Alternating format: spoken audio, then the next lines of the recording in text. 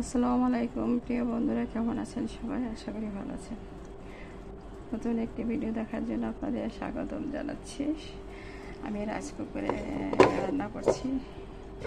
এটা হচ্ছে নন স্টিল, আর রান্না করছি স্টিলের পাত্রে।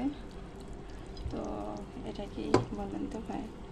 ভাইও বলেন, এটা বলেন কিসের তরকারি, কি মাছের তরকারি বলতে পারবেন? এটা হচ্ছে ছুরি মাছ। ছুরি মাছের তো শুটকি তো আমরা খুব লাইক করি, খেতেও টেস্টি। তাহলে অবশ্যই ছুরি মাছ খেতে মজা হবে। তো আমি আজকে আমার ছেলে বললো আম্মু ছুরি মাছের শুটকি তো খেয়েছি, মাছ তো খাইনি, তাহলে ছুরি মাছ আজকে নিয়ে দেখি কেমন লাগে। তাই কিনে এনেছি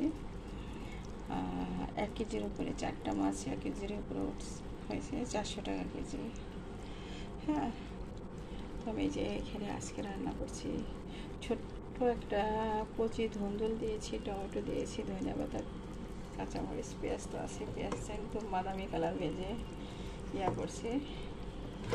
আর প্রিয় ভালো আপনারা যখন রাইস কুকারে রান্না করবেন, এই যে কাঠের চামচ, কাঠের চটা, এগুলা দিয়ে নাড়াচাড়া করবেন।